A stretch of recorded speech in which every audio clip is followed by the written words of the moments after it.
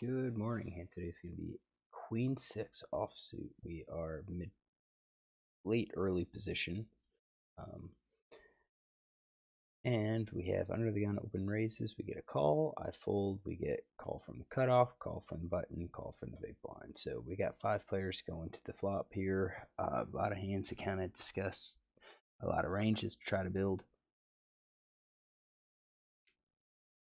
Let's start with the first one. Villain 7, open raises, 18-11. Looks like he plays about 9% of hands, raise first in with him. So this is going to be a pretty tight range. 9% looks like this.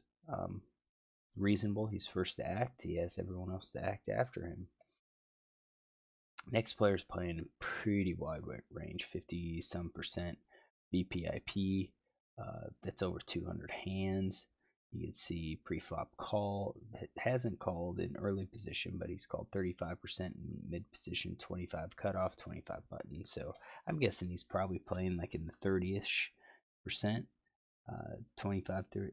I mean 30%ish or so. Again, one hand either way is going to change our percentage. So I put together a range something like this. I looked at his 3-bet stat. His 3-bet's 9% overall. His 3-bet range, we have 8. So for that, I said, okay, I think 9's plus, easy. Probably could include 8s as well. And then for the Broadway, I said ace queen plus, ace jack suited, king queen suited. Those could be in his 3-bet range. Maybe they're not. Maybe they're just like this. Guess we'll just do like that. Since the guy's a early position, we'll just tighten him up just a little bit. These next 2 players probably have similar ranges, and I built him as such. We only have 31 hands on him. We've got 227 hands on him. We've got a 3-bet. Are fairly tight. Looks like 5%, 4 out of 88.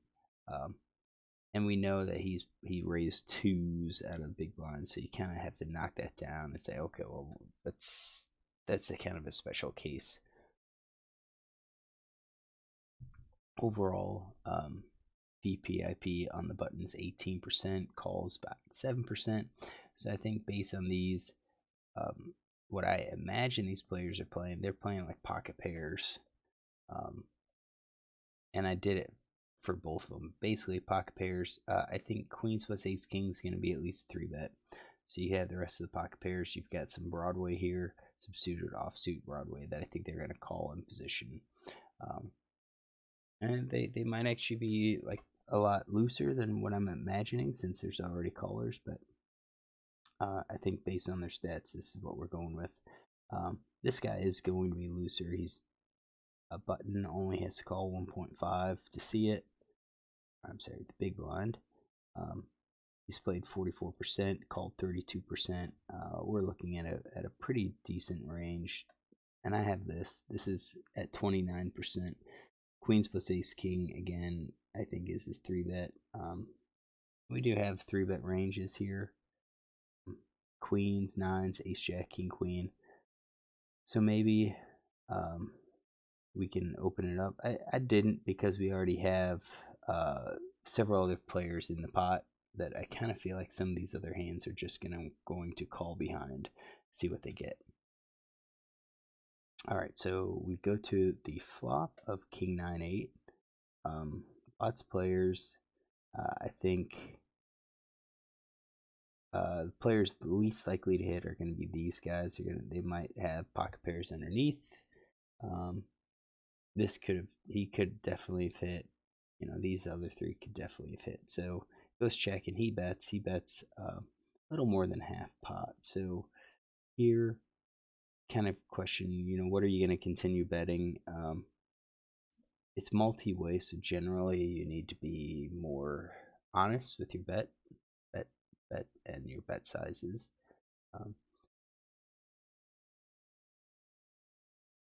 I think top pair plus. I think pocket pair below the top card's probably just going to be a check. I'm going to say open enders probably going to be a bet. Gut shots could be a check. Something fairly small. C-bet. Yeah, C-bet range is 77%, 5%, 55%. I think these changed if it was heads up. I think if it was heads up pot, I would add more cards, but I think since we're multi-way, I'm not going to adjust it. I think I'm going to keep like just like that. So we've got a call, and he's probably, this guy, he's probably calling pairs, open-enders, gut shots. So 77%. This next guy folded. This guy called. And this guy folded. Alright, so what is he playing? I think this guy could be doing, would have possibly check raised. So we'll get rid of the set. Top pair. Actually, with the set, we'll just scale it. We'll say 50% of the time he would have check raised it. So we still have it. Pocket pair. Pocket pair. So any pair, open ender, gut shot. That's, I think, probably what's best. 5 of club comes on the turn. Alright, so now we get a bet and a raise. And I thought about it. This guy, were there any hands that would have raised? I mean, 2 pair could have raised, I guess. So let's do that. 2 pair could have raised. And then 5 of clubs. Alright, so we have another bet. And at this point, I think it is still top pair plus. I think flush draw, open ender still improves. So probably continues betting those. Although he does kind of taper off. He's got strong hands. I could see all of those. The question is, does he continue with this draw? We'll say yes. Actually, what we'll do is say 50. Like half the time he'll do it, half the time he doesn't. And I think that's could be realistic. I see players do this. They lead c-bet, then they check and they call when I bet into them, and then on the river they check fold, and I'm pretty certain they've got a draw at that point, so that'll be okay. So he bets. This guy raises, and at this point I don't think he's raising just with the top pair. I think it's going to be 2 pairs straight. And if he has a top pair, he's raising king queen, and that's going to be pretty loose on a board like this. I don't really think he's doing it with the draws. So I think we're going to be pretty strong here. And then he calls. And that's strange because at this point, maybe he just calls with a set. I'd kind of imagine that he would be raising a set. I do think he's probably just going to fold the weaker pairs. Top pair, king, queen, king, jack. I think players call that. And then flush draw and open ender, I think, is what he could call. And that is a min raise. So, you know, min raises, it's alright. We're getting to a large bet. That's kind of a, or a large pot. That is kind of a large bet size. I mean, half pot, min raised. I mean, he could easily go larger. He could go larger and just kind of push him in. That kind of makes me think that he's got a pretty decent hand, and he's not necessarily willing to blast people out. This guy calls. I think he's calling with everything that he played.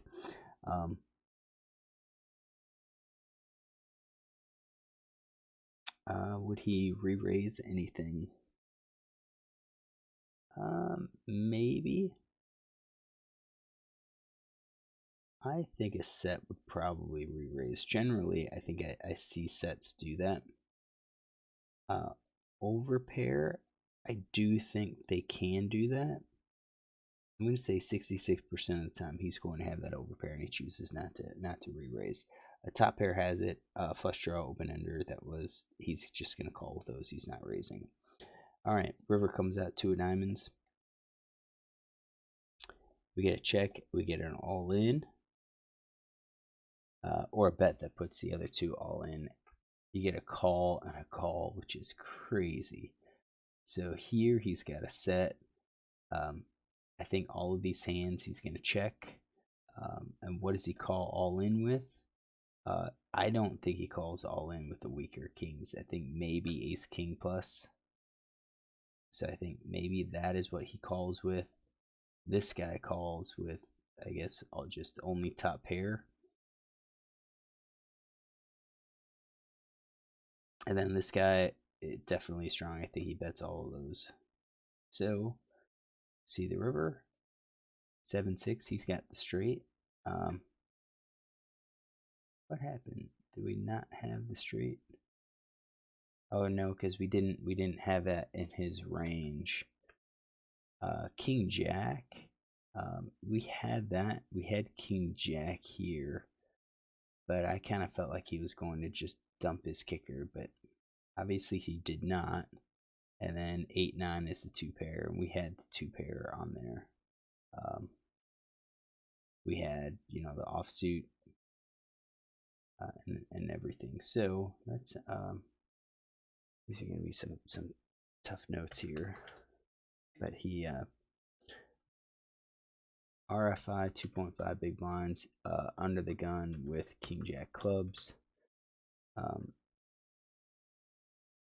5-way. We'll say bet 50%. Bet 50% and call min raise. And then check call all in, which was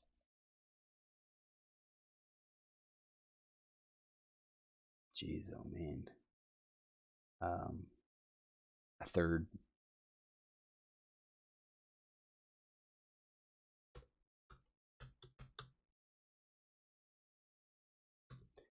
All right, so we got this down. Let's talk about these hands, because I'll get the rest. I don't think this guy should call anymore. I really don't. You bet. I think C bet's fine. I think the turn bet and the call is fine. You just pick, you know, he just picked up the flush draw, so that I think is appropriate. On the river, you checked, he shoves, and you get a caller, and I think that sets off alarm bells for me. That tells me that, you know, my one top pair probably isn't good anymore with the betting sequences and the calls. I guess if he bets and it goes fold and it's back to him, maybe you could justify a call. But the raises that happen, the raise on the turn especially, is really a solid hand. It's going to be, it could occasionally be an overpair, but normally it's going to be two pair plus. And you just have to watch it. Now, this is 10-0, and I'm going to say that most players play like this. There are others that, you know, some players that are good, and they mix up their hands, so they're doing this with their draws as well. So they could have had, let's say, 8-7 of clubs. They called lightly, and then they just picked up a gut shot and a flush draw, and they could have easily have raised like that. I think the sizing, though, yeah, it's a larger bet, 36 big blinds, but I think on a play like that, they're going to go for max fold equity and probably raise it bigger. But they would also raise it bigger with their two pair and the trips and so forth. So I think this guy, we're kind of, we know that he's going to be pretty strong.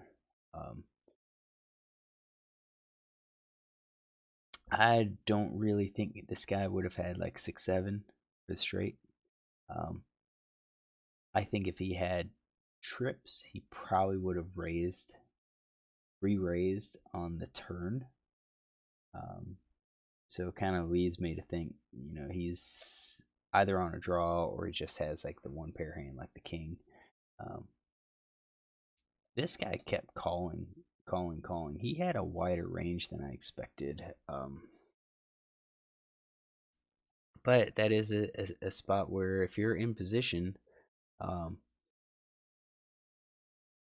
you can make some of these calls with like the suited connectors, maybe even the suited one gappers.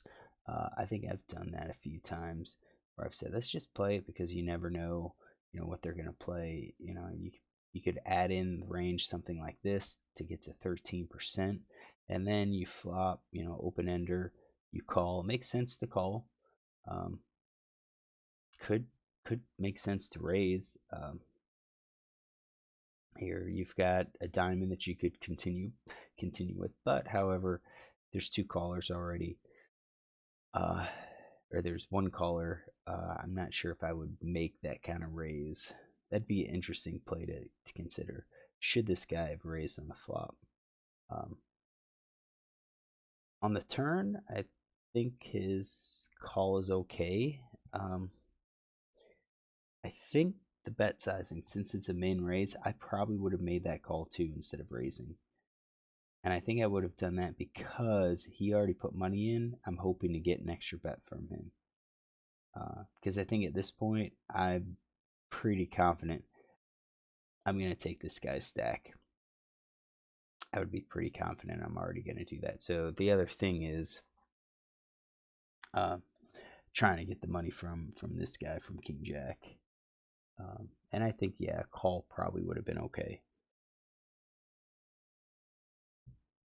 This actually could have been a pretty decent like squeeze hand, because if someone comes over the top pre-flop, you could just dump it and say, no worries. I'll wait for another hand. So yeah, kind of interesting. Build these hands. The more you play, the more you do this, the more you start seeing patterns where these raises, these check raises, really are. It's, for the most part, they've got a solid hand, and you shouldn't be calling with one pair. It's just not worth it. If you have been calling in one pair, and you keep like a poker tracker database or hold manager, go look at those hands. Call the river with one pair. The vast majority of the time, I bet you're going to be a losing player, or for that situation, for the majority of time, you're going to lose that plot. It's just the one pair against a check raise or a re-raise. It's not good.